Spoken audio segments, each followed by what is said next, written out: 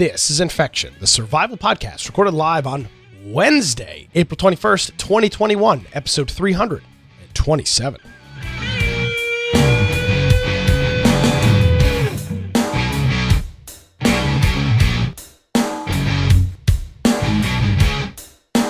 Hello, ladies and gentlemen, boys and girls. Welcome to a special Wednesday edition of Infection, the survival podcast. Infection is your source for the latest information on survival video games.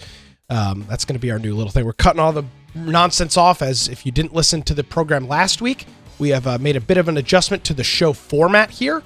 We are going to be just doing an hour-long show, packing in all of the super important things into 1 hour. So, my name, though, is always as it is Nick Craig. You can follow me on Gab at Nick. And, of course, the most important website on the internet, I mean, this is the argument I would make, would be infectionpodcast.com. Joining me, as he does each and every week on a Wednesday, being very gracious with a last, well, it wasn't super last minute, but a delay of the show, Mr. Brian with an I, Aldridge. Hello, Brian. Hello. Hopefully you had a wonderful time this afternoon. But I had we'll talk about it in a minute, but I had a very interesting weekend. Yeah. So, hey, if you want to find me, you can find me at Brian Aldridge on Parler or Gab. Or if you want to go to my blog, you can go to biteoftech.com. But as Nick said, the greatest website on the internet, you can go to infectionpodcast.com. On the right-hand side, join our server on Discord. There you can submit news topics. There's something that you think we should cover in the next week's show. Toss it in that news channel, and we will look it over and see if it fits into the show. Also, if you want to get a notification before the live show starts, you join the Steam group, and a little pop-up should happen if you happen to have Steam open. And then if you want to catch the video forms of the podcast, you can do that through either Twitch, through YouTube, through DLive or BitChute. And those all, we stream, simulcast that live to those, and also have video after the fact on a number of those. But if you want to watch the pre and post show, Judd has some of those on a podcast, Infection Podcast Extras channel, and there's a link on that for the website. Also, the audio only forms, those are not recorded live. Those are things that are uploaded later. But if you want to listen to it, maybe while you're driving or while you're at work, just hit one of those. There's lots of different ways, platforms and devices and everything else you can use. And then you can follow along with our show notes. And we have links for all the different topics that we cover in the episode. So you can either use the built-in players there, or maybe have it running on your phone or something. And then you can click links and watch all the things as you go. So also, if you want to support us, we do have a support tab up top, or you can go to infectionpodcast.com/support in hopes of PAX or something happening this coming year. Just come on, it's gotta work eventually, right? Yes, sir. And you can go to amazon.infectionpodcast.com, humble.infectionpodcast.com. There's Prime Gaming subs, and then there's Subscribestar. I remember the name because I saw the little logo a few minutes ago. Yes. And so that if you're not comfortable with Amazon and all these other things, that's one way that you can help support the show. Yes, sir. I think I covered absolutely. Everything. Yeah, you absolutely did. Busy week here. Had a half a dozen friends from high school come into town who I hadn't seen in almost 2 years. So it was a weekend of unhealthy amounts of alcohol. Unhealthy amounts of alcohol. I may have slept 6 hours over like 4 days, and we're here. So I had a meeting to go to last night, and I also needed to recover. I was in pretty rough shape yesterday. So here we are on a Wednesday with the new condensed version of Infection. Yes, as people were noting in the chat, a little red. It's beach season here on the coast, so it's 78 degrees out as we speak. So enjoying the beach weather here, and hopefully the red will turn into, well, it looks more tan on camera. It looks awful on camera. Even my hand looks red. My hand is pale, but it looks red. You probably won't burn, will you? I mean, it'll probably turn into... I had sun poisoning this weekend. Yeah, I'll burn. Oh. So I will, but it looks worse than it does on camera. But benefits of living at the coast. So here we are on a Wednesday. And Brian, let's start this off with this update from Steam that I think Saul maybe posted in the Discord earlier this week. Steam released a client update, right? So every once in a while you open up Steam and it'll say something like, oh, restart Steam now and it'll update a new client. Doesn't happen very often. But this update for the beta has a possible fix on crashes of over 25,000 games. That's almost half of their entire video game library. So half of the possible, and it doesn't dig into what exactly this is. I assume, and I assume I'm right on this, is that this is something to do with the Steam overlay, possibly, or the Steam hooks, anything that's hooking back to Steam. That's the only thing I can think of, that it affects literally half of the games they have. Yeah, there's probably some physical limit of, 25,000 is the number of maybe characters or whatever it is that it does, is the queue size of whatever's going to display those games in your library, is what I assume it is. I mean, I looked at, I only have like just over 1,500. So I say from this, that people did ask me, hey, is this going to fix your problems? Yeah. I don't know. There's got to be a lot of free-to-play games on there. I mean, if I probably add, I don't know how close I get if I added every single free-to-play game. That's the point, is how would they have even found this? Maybe they have accounts that just have access to every game. I don't know. Maybe it's an internal thing. I don't know who out on the internet found this. Well, they put it, well, I don't know if anybody found it because they put it in their own client beta build patch notes. I'm not sure that I don't know who could have possibly reported this. It was a very interesting note to read, to say the least. Yeah. Well, and one thing too is they make a note in this that there were 10,263 games added in 2020. So that shows you how quickly, first of all, the library of Steam is growing, because if they have just over 51,000, total, and 1/5 of that was added just in 1 year. They're doing some pretty good growth with the number of games. So maybe this will eventually. I mean, you and I have had Steam accounts for a long, long time. So 10 years from now, this will probably be a bigger issue as people have a bunch of old and junky games they don't play anymore, and maybe they'll get up to 15,000. I don't know. Well, there actually is a guy. His name is Sonix, Sonix. He apparently, according to SteamDB, he owns 42,000 games. Wow! How in the world? He owns he's in China. I don't know what that means. He's in China. I don't know why. His account is valued somewhere near the ballpark of $300,000. He just buys every other game. I guess this guy is the guy. This is who it was built for. He's got 42,061 games in his profile. Wow. Well, according to Steam, there's always one of those. Yeah, exactly. You as a programmer always have to deal with one jackass. This is it. Yeah. He owns almost 90% of the games. There's always that one guy that you have to spend a week fixing a problem for that one guy's inconvenience. Exactly. He's like, correct. Every time when I log in, it does this one little thing and it pops up a little message. I have to click OK, and then it goes away. He's the only person in the system, but I spend a week fixing that OK. That's this guy. Little things like that. So as PC Gamer puts it, that's one hell of a backlog. Yes, it is. And I thought that was a rather interesting story to see put on our Discord, which I appreciate that being brought up. Speaking of Discord, the rumors were true, but the offer has been rejected by Discord. They were in an advanced stage, which means pretty far down the line of negotiations for Microsoft to purchase Discord, somewhere north of $10 billion, according to reports that we had read a couple of weeks ago. But Discord is backed out. Wanting. I don't think they want anything. I bet you they just want to stay their own thing. But I think they want to seem I think they want to seem like they're worth a lot of money, which they are. But I think they want these negotiations and things to prove that they are serious, so that they can then get more funding and more funding and more funding. So with that, they, according to I believe it's to the Wall Street Journal, they've got it on good source that Discord is actually planning an IPO, possibly. Okay. So that would be their way of quoting, because we looked at the we looked at the numbers maybe a couple weeks ago of the current user base, and it was just extraordinarily high. Make some money. Yeah, they make much more money than I thought they would have, because they have very few methods of actually bringing income in. Yes. I mean, they've got little perk things that you purchase that we look at it and we're like, why in the world do we want that? But there must be enough people that actually want that because that money is pouring into that company. And not to regurgitate our conversation, because we're obviously on a bit of a time limit here, but the issue that you and I both talked about, Brian, was the fact that Discord doesn't have a way to they're going out for hundreds of millions of dollars of funding every single year. Mm-hmm. An IPO would pretty much solve that.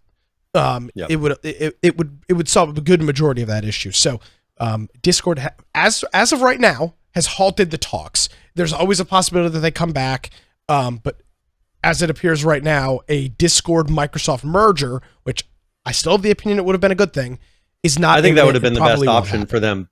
I think that would have been the best option for them long term. I think as far as, the people that, or whoever is in charge of the company right now probably doesn't feel like it would be. But I think as far as growth and having the best tools and infrastructure and just everything to make them as successful as possible, I think Microsoft would have been one of the best options for that. I mean, Amazon probably could do the same thing. Microsoft could do the same thing. But, there's only a couple companies that could really take it and run with it. But I think Microsoft was definitely one of those. Agreed. And it is kind of sad that they're backed out. Yep. Well, for the time being, at least, you never know things change rapidly in this space when you're talking about these kinds of dollar amounts that Microsoft is mentioning. So we will patiently wait and see what comes of this update. So that's what we've got for right now.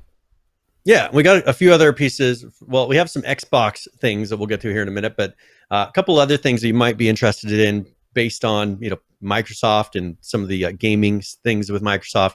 So there was a Windows 10 update that came out recently, and it's perhaps you have installed this, but it is just killing the frame rates on Windows computers and causing a bunch of games to stutter. So this is something that if while you're gaming, if you notice that all of a sudden everything just starts slowing down, that most likely is this Windows update. And usually with Windows updates, you have the ability to go and roll it back. So if you have that option, you could try to roll back this update. I'm sure they'll put out a patch here pretty quickly. This is just something that was announced in the last couple of days. Yeah. But it says Microsoft forced the April update, but it has the same issue we have experienced with the previous optional update. Random stutter, unstable FPS, VSync seems broken sometimes. If I screen share on Discord, my FPS in games becomes very unstable with VSync enabled. So that's something on someone on Reddit who was reporting this. And this is now because some of their updates, you have to click an extra button to do a few things, and then it will, and then it'll download. They then rolled that from the optional one that you can click on to the one that automatically goes out on Tuesdays.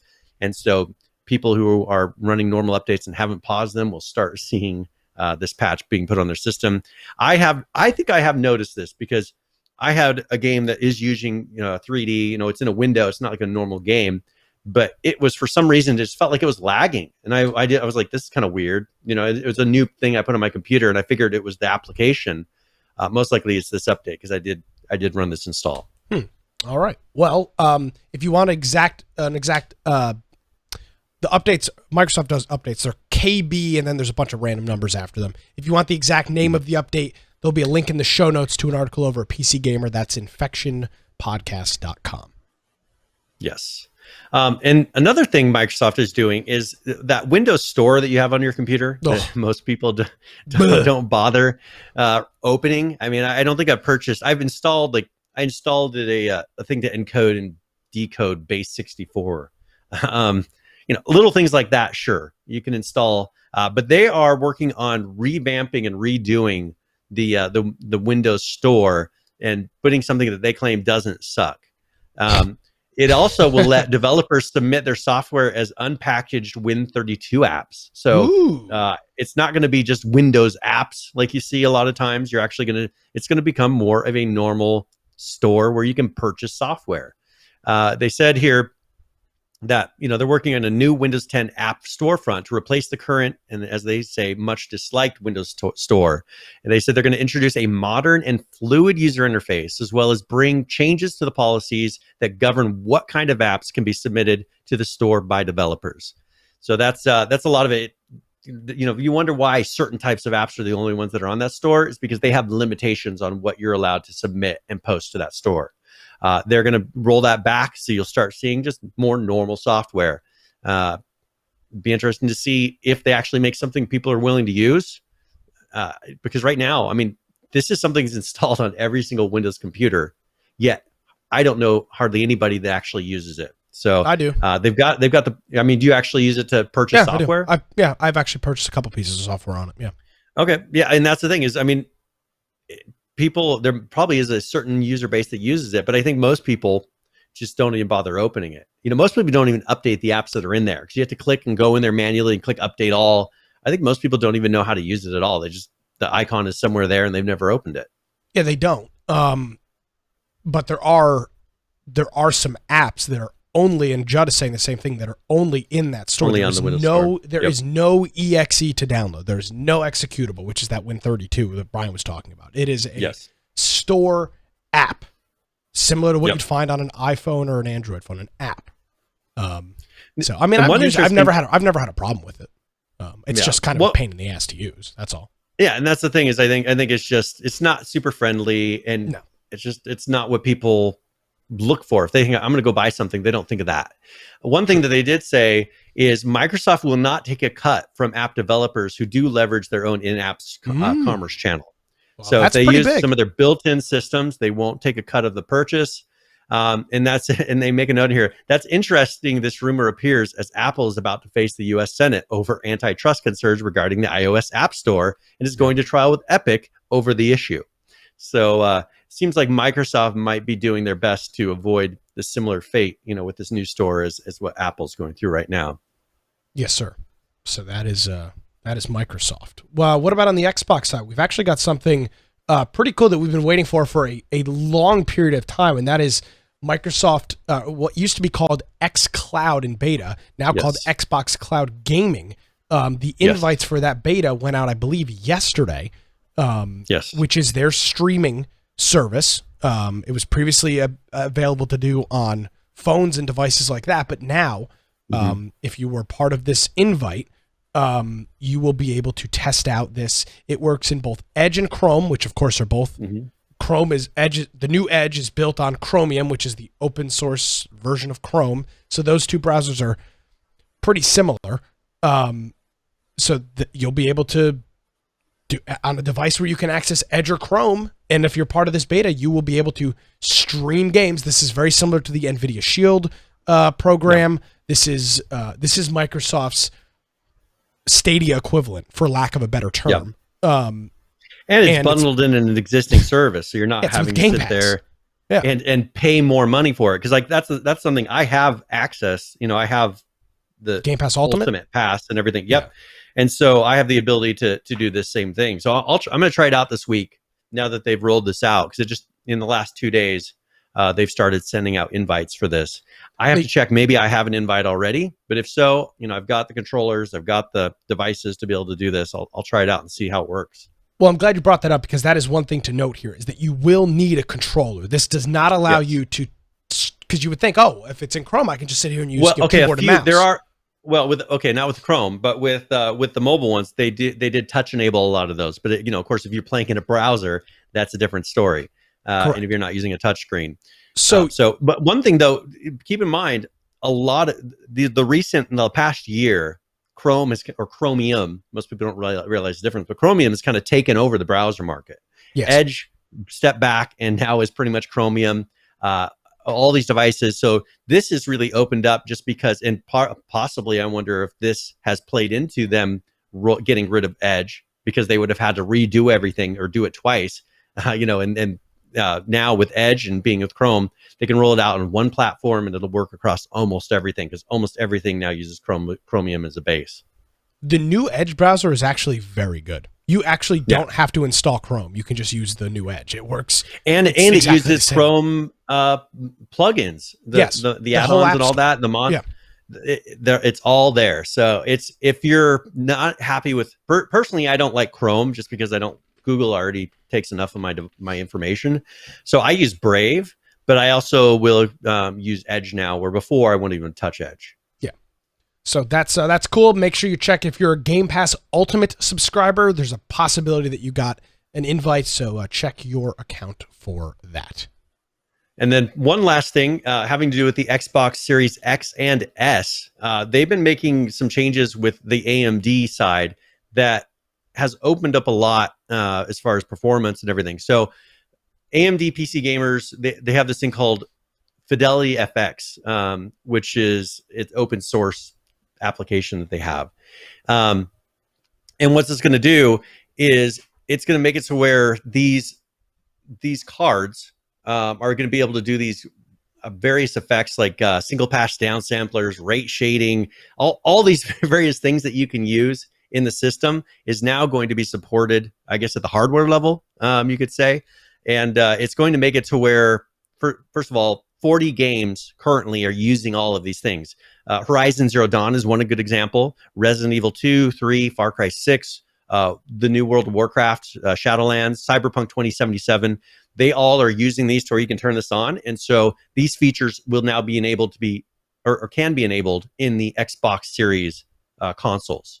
So this should be something that will help with performance, and I would say visually. It'll look better because it's enabling things that help either make the visuals look better, frame rates, maybe make ray tracing look a little bit better. So if you are running an Xbox Series S and X, just be ready for some extra setting. I would assume in the games, so these settings will now be either automatically enabled or checkboxes will be in the graphics settings, allowing you to do this. This is also, I think, going to affect some of the PC people as well, because some of these things are being enabled. I think some of them also are being enabled on the PC side. So you may notice some additional settings on your PC consoles if you're running AMD graphics cards, which that's kind of not as many people are running AMD anymore. So if most people run NVIDIA, but the consoles are running AMD. So that's why you're automatically going to see it there. All right. And that is Microsoft and Xbox. Do want to bring a quick note, Brian. We discussed maybe last week or the week before we were talking about trade shows. We mentioned that E3 announced that they were going to be an all digital show, which for E3 isn't the craziest thing in the world because most of the people really did watch it.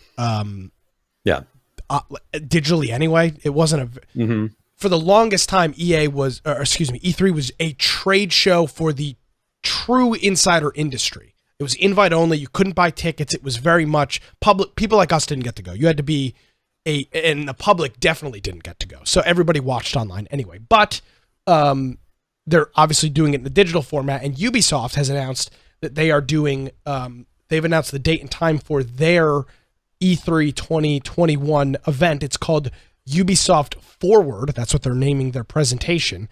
And that's going to take place Saturday, June 12th at 12 p.m. Pacific time.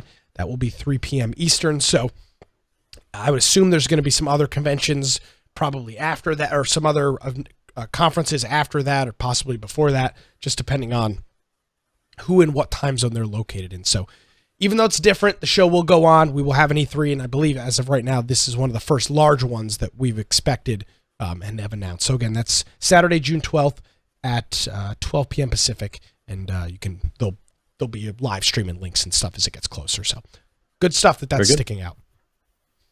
And being that there's so few of these trade shows going on this year, you'll probably have a lot of announcements at this one. So this will be definitely the one to watch.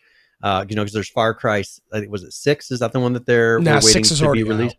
Or is it 7? I mean, so whatever 7, next ones of a lot of these applications or ones we've been waiting to see or games, these will be the ones that I would assume be announced at this, because half the other ones have been canceled. And so they like to announce them in a place where people are actually watching or listening. Yeah. There was a little bit of controversy that sparked up, Brian, and it's been it's a tough situation for a company, and in this case, it's Sony. How long do you keep a marketplace or a store or an online service alive? I'm still mad my Dreamcast doesn't connect to the internet, right? Your Dreamcast absolutely will connect to the internet. It's using a service called Dream Pi. You hook it up. You hook up a USB dial-up modem to a Raspberry Pi running Dream Pi, which is I have it set up. I've played 8-Ball Pool and Phantasy Star Online. I have a very good time. Perfect. But how long do you, the company, keep this store online? Let's take a look at what the confrontation, the issue is here. PlayStation 3 store. It is now 2 generations old. It is a free store, meaning they are making $0 and 0 cents from the store. There's no Xbox Live. This is prior to all of that stuff. So there was a announcement that the PS3, PSP, and PS Vita stores would shut down at the end of this year. Of course, people were pretty pissed off about that, but Sony has made a bit of a backtrack to this, saying that the PS3 and PS Vita stores will remain operational. They didn't say indefinitely, but for the foreseeable future. But the PSP store, but the PSP store will be shutting down. Which I can't believe the PSP store was still active. I had a PSP in 5th grade, so if that tells you, and I mean, I know I'm young, but I'm not that young. So I was dumbfounded that the PSP store was still active. But this is a tough situation for companies, Brian. How long do you keep, the Wii, like the original Nintendo Wii, they shut down their live services maybe a year or 2 ago, and there was a lot of controversy and outrage, but there's never a good time to do it because, as we talked about with the guy that's somebody's still using something somewhere. The guy that's got 42,000 games. There's one guy that wants to be and the issue with the Wii store and the issue with the PS3 store is, well, let's say you want to go and download DLC for a game. You're not going to be able to do that because the store will be shut down. That was the issue with the Wii. That was the big controversy was, hey, I own this game physically, but I can't access some of the features because it requires me to connect to the store to get the DLC or whatever it may be. So that's some of the issue there. But realistically, they should shut it down.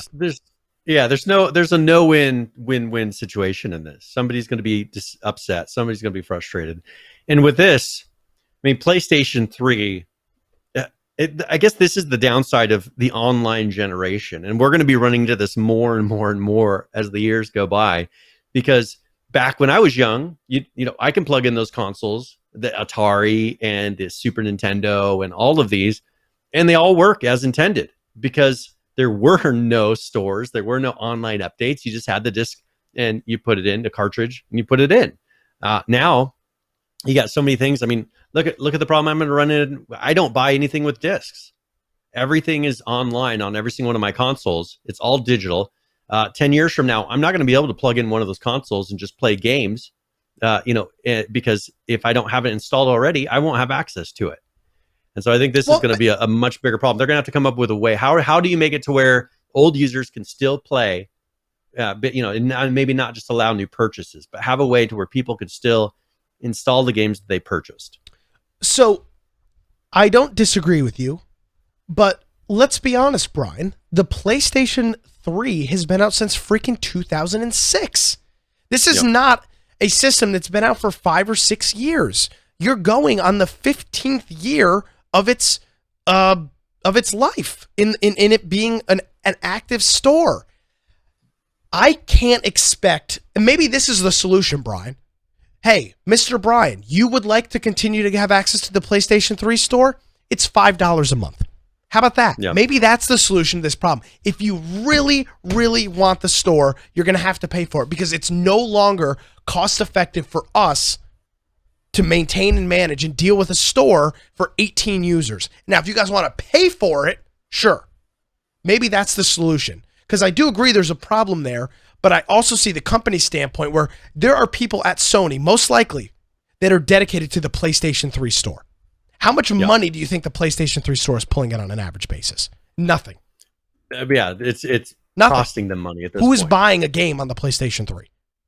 Yeah. The console's been out since freaking March of 2006. Just costing them money at this point. Yeah. No, excuse me. November 17, 2006. 14 years the console's been on the market. Who in the hell is buying games on the PlayStation store? PlayStation 3 store. 2 generations old. So I don't fault Sony, but they just need to say, hey, this is what it's going to be. Either pay us or just shut it down and call it a day. Yeah. But this will, as you said, Brian, this will be an issue forever. There'll be constant rolling issues with this. It will never stop. Yeah, and these industries, these companies are going to have to come up with how do we deal with this long term? Because I think originally, oh, everything's going online, everything's cool. We didn't really have this backlog and this history to know that. Okay, well, what do we do at the end of this? I think that they're going to have to come up. The industries are going to have to come up with a standard. How do we sunset? Sorry, how do we sunset all of these devices in a way that's not going to piss everybody off? Is there a way we can still provide some services, limited services, anything? Because I mean, the online services go away. There's very little they can actually do for anything multiplayer. They can play local, But so they're already limited to a point. But those are shut down by the companies. Like Activision, for example, shuts down the Call of Duty 4 servers. So, I mean, I get it. You own the game, you own the console, you want to use it, but it's just not practical for the company, and it puts Sony in a really shitty situation because it's a lose-lose. You're either burning money maintaining the store, or pissing off, quote unquote, I'll say quote unquote, pissing off a bunch of users, which there's not. Yeah. There's not. I mean, there's nobody using the PlayStation 3. Yeah, there's a couple people. Well, I mean, or there's some kids. I mean, one thing, there may be parents who have that console hooked up to their kids on some TV in their room or something like that. But they're not playing online games, so it shouldn't matter. Yeah. Well, but they can't install anything. That's the only issue. They can't install anything. If there's an issue, they have to reinstall an app. Go pay $100 and get a new Xbox 360. Well, there you go. Stop being a shitty parent. Get your kid a console that didn't come out 15 years ago. So charge for it. $20 a month. If you want the damn service so bad, we give you an option. You just have to pay for it. That would be to me that would work.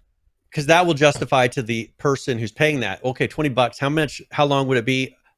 1 year, I'll have paid for a whole brand new console. Yeah. How about we move on? Bingo. Exactly. Kind of lead the camel to the water, or lead the horse to the water. So that's Sony, but the same thing is going to happen with Microsoft and the whole thing. Blizzard had an announcement this week, and it wasn't necessarily from Blizzard, but it was from a pretty high up at Blizzard. That would be Mr. Jeff Kaplan, who is or was... He was the director of Overwatch. Yeah. Which I would make the argument is one of Blizzard's, now obviously World of Warcraft, but one of Blizzard's most successful game. As of late, it's probably their most successful game since World of Warcraft. I'd make that argument. And that's what it was. But he is now departed. He was there for 19 years. He didn't announce that he is going elsewhere. He's just leaving. He's been there he's been there for 19 years. He's not old. He's not old. So I would assume that he is maybe looking at stuff, because there's a lot of these people that have been in these organizations that are creating their own companies and trying projects on their own. So I would assume that he's probably joining one of these groups. Usually you'll have like 3 or 4 of them leave and they will start a game studio together, and that way they can sell themselves as, we were whatever's at Blizzard. And usually people will back those just purely for that. So he did leave a statement that was pretty short. So here's his personal note that he left. He says, "I am leaving Blizzard Entertainment after 19 amazing years. It was truly the honor of a lifetime to have the opportunity to create worlds and heroes for such a passionate audience. I want to express my deep appreciation to everyone at Blizzard who supported our games, our game teams, and our players. But I want to say a special thank you to the wonderful game developers that shared in the journey of creation with me. Never accept the world as it appears to be. Always dare to see it for what it could be. I hope you do the same." So that's what he said when he left, to the people. And then there was the official statement from, one of the community managers over at Blizzard, I would assume, Aaron. Yeah. So there's obviously there's some controversy in there about, is this an indication of what's going on at the studio? I don't think you can point to any of that, but obviously it's a question that's worth asking. But you're right. It might just be, hey, I'm done. 20 years at Blizzard. Sure, he was making some good money as the director of Overwatch. Maybe I'm just going to go do this and I'll play around with some stuff on the side. So that it could just be that. It could be more. Well, he probably ended up just doing a desk job. He's probably a manager that doesn't really get to do much code. He's just reviewing people's code and doing a bunch of desk work, a bunch of meetings all day. Maybe he was done with that. maybe he wants to do something where he feels like he's making something. I mean, I can only imagine after 19 years, because they're not going to have him sitting there coding all day. They'll have him managing and overseeing everybody because he has so much experience. So maybe he's just ready to do something different. And I'm sure we'll hear from him again. I doubt this is his retirement. I'm sure we'll see him. Yeah. Bravo North says, I can't imagine myself 19 years doing the same job. Well, it's definitely sweet. It's obviously he's moved up the ladder, but yeah, that's probably the case. Brian. He's probably so disconnected from what's actually going on. Just maybe frustrated. Yeah, I mean, he's like, I just sit at a desk all day, do meetings, like answer emails and phone calls. Yeah. Yeah, he's like, he probably wants to be. So that's where I could see it would be very enticing for someone like that to say, oh, you want to start a game studio? Want to make a game? Let's do it. Because it's something different. It's not the same old, same old. Exactly. And he's probably got enough money to where he doesn't need to work if he doesn't want to. I would assume at his position for that long of a time at Blizzard, yes, he probably does. So that's Blizzard. So Rockstar, they made a change here on Steam this recently, and they made all of the DLCs for Max Payne 3 and LA Noire free. Ooh. So that was something that was kind of, I think I have LA Noire. Something odd happened. So last night, was the writing of this article, it was yesterday. So a day ago, all of the entire catalog was pulled from Steam for about 30 minutes from Rockstar. And then when they came back, Midnight Club 2, which was removed from sale in 2018, was relisted. A few people were able to purchase it before they took it back off again, because they got that taken off an hour later. And then for some reason now Max Payne 3's DLCs and LA Noire's DLCs are also free. I assume it's on purpose because they also put out a small patch for both of those games. Maybe the patch was just making it so there's a notice and it's something that says the DLCs are free or automatically includes them at that point. But they did put that out. And if you play, I really like those games. I played both of those games I played both of those games, and I even enjoyed Max Payne 3. I mean, I enjoyed the whole Max Payne series. I'd say I liked Max Payne 1 and 2 more. Max Payne 3 was very different than the originals, but it's still a very good game. I played through the whole thing, and it was fun.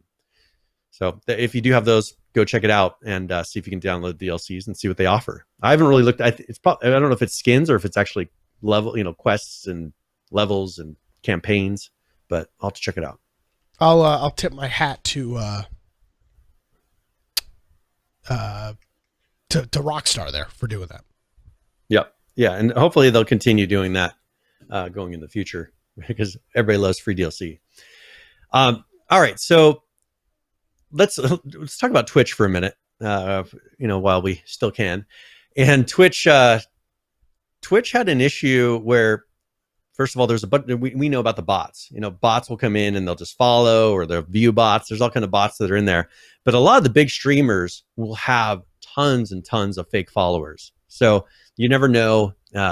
Some streamers will pay for the bots themselves, but sometimes just viewers who think they're helping the streamer will sit there and subscribe a ton of fake accounts to them.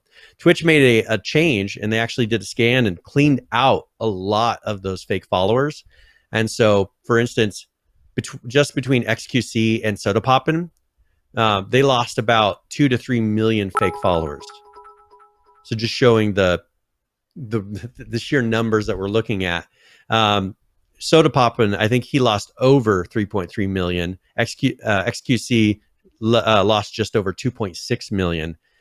So I would assume that they came up with some sort of algorithm to kind of detect, or if they see a ton of duplicate accounts, they're all signed up in a certain order. But that's luckily our numbers are not too much changed, but that's something they did change. I do want to thank our friend Firebot for giving us some bits here, cheering us a bits, asking when there's going to be a hot tub stream. There's not going to be one. So yeah. There you go. I mean, we missed yesterday's Hotbox stream. Wasn't it yesterday? We're supposed to do a Hotbox stream. The 420 stream? Yeah, there was another stream for that. The Cool Cat stream, yeah. Yeah, so cool. You can go check out Cool Cats instead. Yeah, of course. Absolutely. Check out Cool Cat. All right. Let's talk about Amazon for a minute, because sure. What you got? First of all, they have their game studio that we've been looking at, and they've canceled an upcoming title Now, so far we've seen very little out of Amazon Studio. There is the New World, which we'll talk about in a minute, but they had the Lord of the Rings not online, not Latro, the Lord of the Rings online that Daybreak does. They were making an MMO based on Lord of the Rings, and now that has been canceled. So if you were looking forward to that, they were this. A lot of this has to do with Tencent, our favorite Chinese game publisher. I guess they are, but they were. Yeah, they were in talks with Amazon and developing this. The talks broke down, and so now I think wasn't it that the company that was working with Amazon got purchased by Tencent, if I remember correctly. I think that's what happened originally. The company that was working with Amazon? Yeah, Athlon Games, which is a subsidiary of Leiyu, was acquired by Tencent, and then that's when this whole thing broke down, because they were working with them and negotiations were good and they were moving forward with the game. That company got purchased by Tencent, and now Tencent has just canceled the whole thing. It makes you wonder, like, why? Maybe because there are a lot of limitations in China, and I would assume maybe something with the Lord of the Rings universe or something has caused them to not like it. An Amazon spokesperson said, "We love the Lord of the Rings IP and are disappointed that we won't be bringing this game to customers. But this is, I can say this is not really Amazon's fault, unless they had something to do with the negotiations breaking down. But I have a feeling it's probably China that has something to do more with these negotiations breaking down." Yeah. All right. So, and another thing, the New World, there are updates to that. We have a link in the show notes. You can go check that out. But they are making changes to the PvP factions and everything else. We'll have a link if you're interested in that. So I just made the one to put in there because they're still working on it. They're still making progress on it, and I'm sure it'll be released here within the next year, or at least a playable version of it. In ongoing legal insanity, Brian. Yes. As it seems this show, I mean, one of us should go get a law degree on the Infection Podcast dime with all of the legal crap we talk about. I know. But Activision is now filing a trademark dispute with an indie developer who made a game called Warzone 3 years before they did. It starts off with, "Hello, my name is Randy, and I'm being sued by Activision for being an indie game developer." So going through this, Activision filed a trademark for Warzone in its name. However, an indie developer behind a browser-based strategy game that's also called Warzone sent a cease and desist to stop them. This was the indie developer to Activision.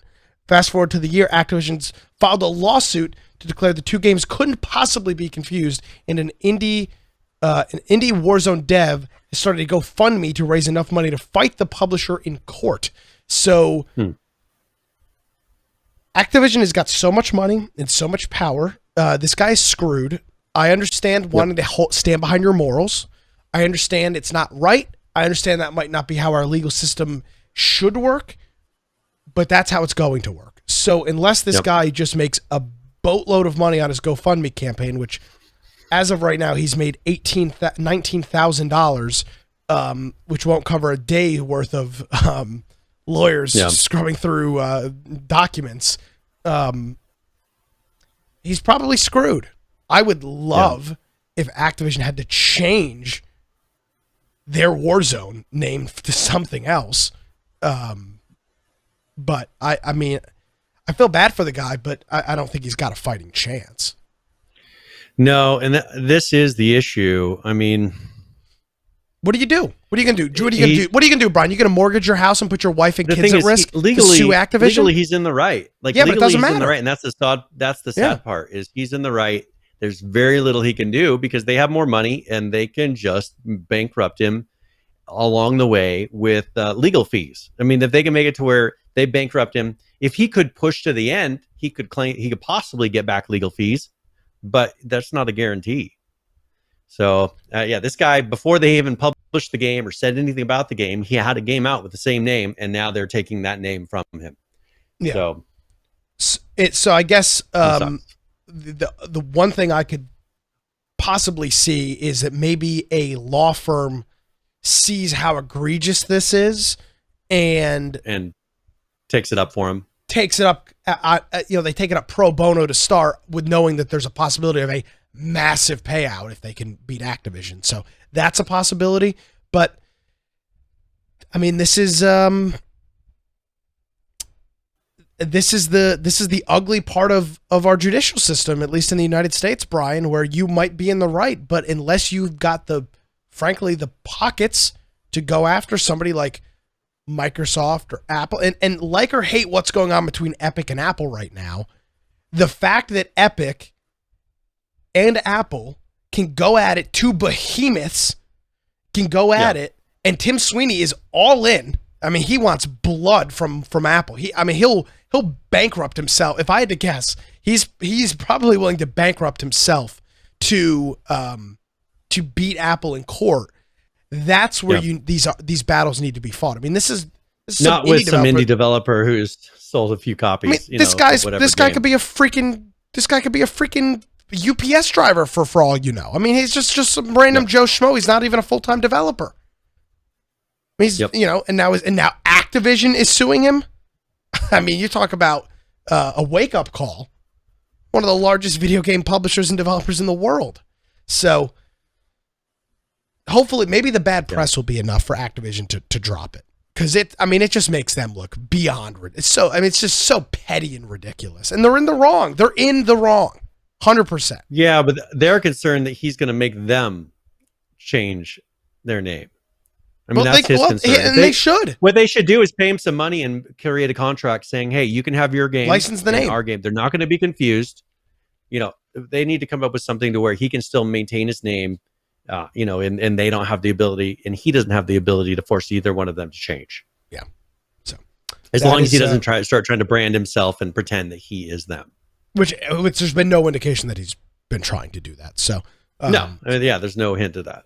So if you want to check out the GoFundMe or actually the lawsuit, there's actually a full document in here. It's about a 14-page document that's being put out in the Central District of California District Court.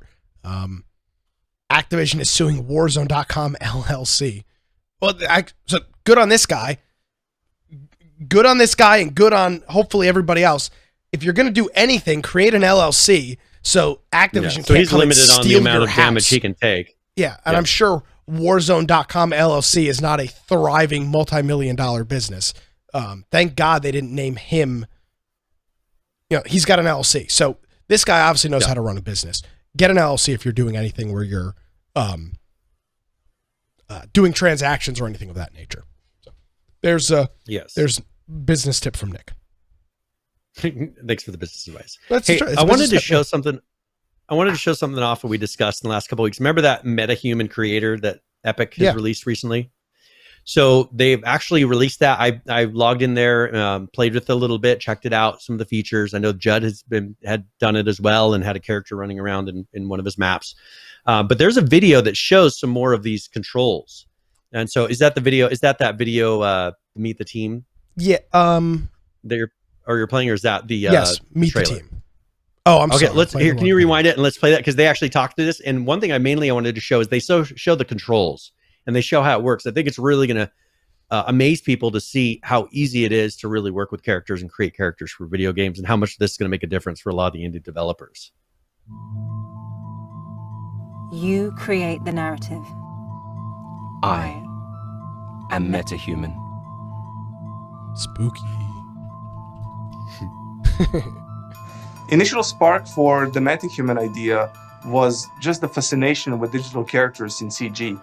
To us, digital humans are something magical even, and infinitely complicated.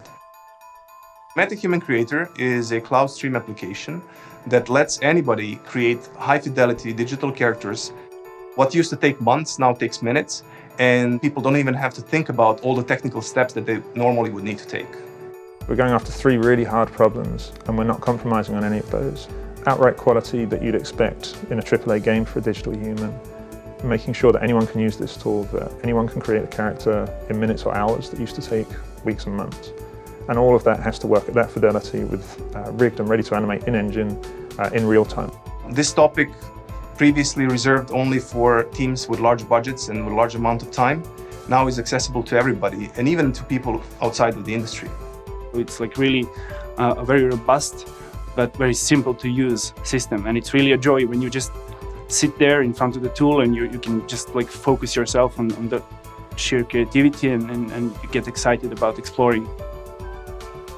The MetaHuman Creator uses a library of real scans of people. So when you move the handles around to create a character, you're mixing together these different parts of real people to create something that's still really Can I point out, this believable is running in a and web lifelike and has browser. personality. What? But it's not just creating the shape Yes. of the face. You can also choose wrinkles I didn't applied install to the anything face on my to make computer a character to do look it. older. But we're not just applying this as a texture onto the face. We also subtly change the geometry of the face at the same time to make sure those wrinkles really match with the shape of the face and just bring the whole thing together into a realistic and believable character. One of the really cool features that you get out of the box with the MetaHuman Creator is that you're essentially focused on creating the high quality character, but at the same time you get multiple levels of details. We take the hugely detailed strand-based hair and turn that into carb-based groom and then into a simple helmet. We take the geometry of the face and make simplified versions of that. We also simplify the materials so that you can use these characters in a crowd or on a range of different devices. Oh, it looks like Chronicles of Illyria. It's also creating perfect. a new rig for the character, which controls how they move, how they emote, and that really brings life to the character. And then there's this other moment when you hit play and it comes to life. Damn, and that's that's really crazy. the benefit of being real time and always generating this fully And it's rigged actually moving in version the of web browser face like is this you hit while you're play and working it on moves, it. it's alive. They're animated, This moving person around. who's come from your imagination that doesn't exist in real life is suddenly there looking at you, smiling at you. That is kind of magical.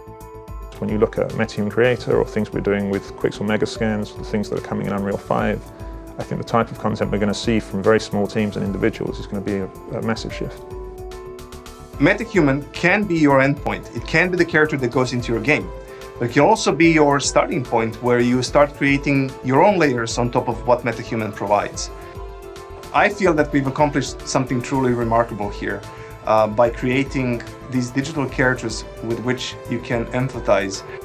Our whole team spent years designing this database and these rigs, and we're so excited to give this back to the community around the world. All right. So there you go. I mean, Oops, sorry. if you look, I mean, that muted the wrong that one. is Very cool, pretty Brian. impressive. Yes, I accidentally moved the wrong fader. Very cool. But I think this is pretty huge because you have access to download those right now and use them. I think a lot of the games that we follow that are indie developers and who've been struggling. I mean, this is something I've been saying for years now, the struggle that all these developers have in getting a real character that's unique for their game is incredibly difficult. You have to either hire somebody, and it's a very difficult thing to do. It's not, it's not something you just learn how to do. It takes a lot of work and expensive software to do it. And then the rigging and just all the things that they're doing, they're bringing it into one house that should just import. It does import directly. That could actually have a bridge. The app I did install was a bridge app that allowed it to download to my Unreal. Once I made it, it exports it, imports it directly into Unreal for you. It's definitely something that Unreal is needed because there was something similar to this that was out there. It got purchased by Adobe, and then they blocked Unreal people from using it. It was the stupidest thing I've ever seen. So there was very little options for people that are using Unreal Engine and wanted to use that skeleton. So I think this is going to be huge and really make a difference for a lot of the games we see. Not having those cheap characters or not having the same character that's from the store because there's a limited number in the Unreal marketplace to purchase. Excellent. Well, as we continue to say, the success that Fortnite has, I think you can draw the line between Fortnite's success and free things that they're making available for everybody. I think. I feel confident in saying. Well, and I don't have any evidence to prove they it, but I feel continually confident. releasing things. And there's other things that they have released in the past couple months that are big things. And it's like they keep purchasing these companies and then releasing their tools. I mean, you remember all those tools that we, I think, announced a month ago that was like for encoding and compressing. And they bought that and they just released it for all Unreal users for free. And those are things that the major the AAA studios, that's the tools that they use. And so your average developer couldn't afford that. And so they would turn around and now anybody can use it, not just these giant companies. So I appreciate the fact that they're using that money for good and benefiting. You know, of course, it's helping them in the end. The more games that they can get released onto their platform brings them money, but they are putting everything they can, just like Microsoft. I mean, that's a good comparison side by side at the moment. What Microsoft is doing for the Game Pass, for their Xbox console, is what Unreal is doing for game development with their engine, and it's pretty amazing what they're doing. Yes, sir. Let's All right, we're running short on time. So do you have anything you want to cover before we roll on out of here? I do. I want to talk about a game that we don't talk about all that often, but it's called Dying Light. I want you to watch this interesting trailer. There's a special event going on right now. Let's take a look. Mm-hmm.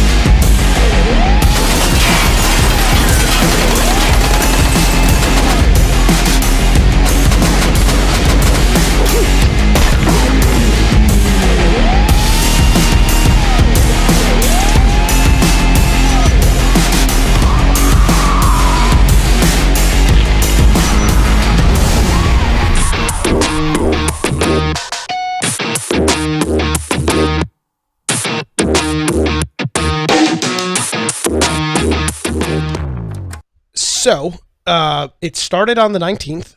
It runs till the 26th, and so 5 more days.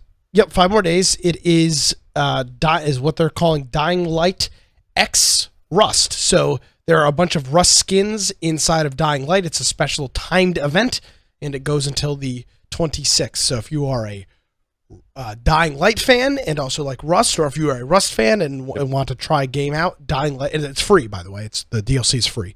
The skins are free. Give it a shot. A lot of comments about this is an odd. I wasn't expecting this. It came out of absolutely nowhere. I haven't heard anything about. Didn't Dying Light do something with Unturned at some point, like a year ago? Possibly. Wasn't it Dying Light and Unturned, if I remember correctly? Sounds This is not the first familiar. time they've done this, but I'm pretty sure Dying Light and Unturned did something together. I wouldn't bet against it. How about that? Okay, I have one more thing I want to bring up. I just want to because I know you're not a big Star Wars fan, but there is something that I think some old school gamers. Hold on one second. I want to clarify this for the record. It's not that I'm not a Star Wars fan. It's that I've just never seen Star Wars, so I don't. You just never watched them. I've just never watched it. I don't know if I'm a fan or not. I've never seen it. Yeah. Correct. I'm not a fan. Yeah, you're not a fan, but you're not like I hate Star Wars. Yeah, I've just never seen it. So an old game that now you can play on tablets and all kinds of things. There's tons of content. It's really long. Knights of the Old Republic.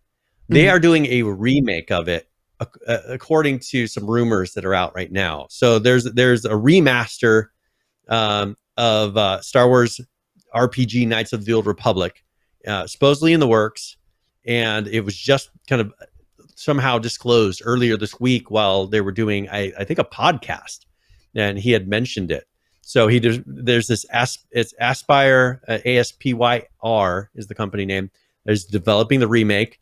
They previously ported the, Knights of the Old Republic to the iOS, and recently brought old Star Wars games like Republic Commando, Episode 1 Racer, and the Jedi Knight series to the Switch. So they have some experience with this. They have some access to IPs and things like this. But this will be pretty cool, because I'm a really big fan of people taking old games that have a ton of content, that had a ton of thought and work put into the actual quests and everything else, and remaking those under modern terms so that younger generations will actually play it. Because you take a younger kids or people that are used to having nice looking games, and you put something from 1990 whatever or to early 2000s in front of them, they're like, okay, what's this? It may be an awesome game, but you can't get past the visuals. And I think with this, that it's an awesome game. It's like a huge open world RPG. It would be awesome. And that's what it looks like. You're going to have a hard time getting a kid to play that and take it seriously unless they're playing it on some sort of portable device. But they're going to be remaking that, and I'm looking forward to playing it again on a modern console. All right. Well, we're at an hour. Is there anything else that is? I don't think there's anything else that's super time sensitive. So I guess we can just one thing we just mentioned. So the publisher of PUBG and Terra are filing for approval of an IPO in South Korea. So that's going to be changing. Who knows what that'll change? But that is something that is happening. We talk about PUBG a lot, but they are waiting for approval for an IPO in South Korea. So we'll see how that changes them. All right. Well, this is our new show. This is our new format. We're gonna cut it off here at about an hour. We do want to say, if there is something, I see PH just posted something in the chat. Make sure you're posting links in our Discord server so that we can combine everything into the show notes and then comb through them. I mean, we didn't cover almost half the stuff that we've got on here, but that's fine. We wanted to keep it. I figured if we pick what we find is the most interesting, hopefully that brings you the best content we can. And I would say, based off looking at the list, we talked about Steam, Discord, Xbox, Ubisoft, Sony, Blizzard, Rockstar, Amazon, Activision, Epic, Dying Light, Nice Little Republic, and PUBG. I'd say that's a lot of stuff for an hour. So, I think that's good. By the way, Brian, it's not a public event, but we're having a little impromptu Infection podcast meetup at our friend UGX Vibes' house on Saturday. We've got some friends coming in from out of town, and we're gonna do he texted us this afternoon and said. Let me see if I can find his exact message. Now I'm gonna just not find it at all. He said, "Should I smoke some ribs for snacking on Saturday?" So you already know the answer to that question. So we'll be spending our Saturday up there in the great city of Raleigh, hanging out with some people. And again, Brian, I haven't talked to you about this yet, but I'm thinking we should just go forward with the Vegas trip because I've got some other friends that I'm also talking about. So even if we do, because I'll tell you what, if there is a PAX this year, you're going to have to be masked up the entire time, which is going to make the show miserable because it's 1,000 degrees. You're not going to be able to hear anybody talking. We probably won't be able to interview anybody. I would say we need to. We almost get those face shields because then you could put the mic underneath it. We probably need to. That's going to be stupid. Yeah. We probably need to start setting. We might want to start setting our sails on a Vegas trip, unrelated to Infection, but we're going to plan probably a weekend out in Vegas. And I know a lot of people, I'm sure a lot of people, myself included, want to get out and see. Nick sounds very hoarse tonight. Not hoarse. Unfortunately, it is the wonderful world of pollen that we have down here. So it comes and goes. I've been eating a lot of local honey, which apparently, because the bees are, of course, local, that's supposed to help with some pollen stuff. So I'm working through that. Yes, I had to record some radio promos for my new show this morning, and it was not great. So, all right. Yes, it was a rough 420. Absolutely. Brian, thank you as always, my friend. Appreciate you being flexible on the date. Yeah. Where can people find you on the great place we like to call a series of tubes, the internet? Yes.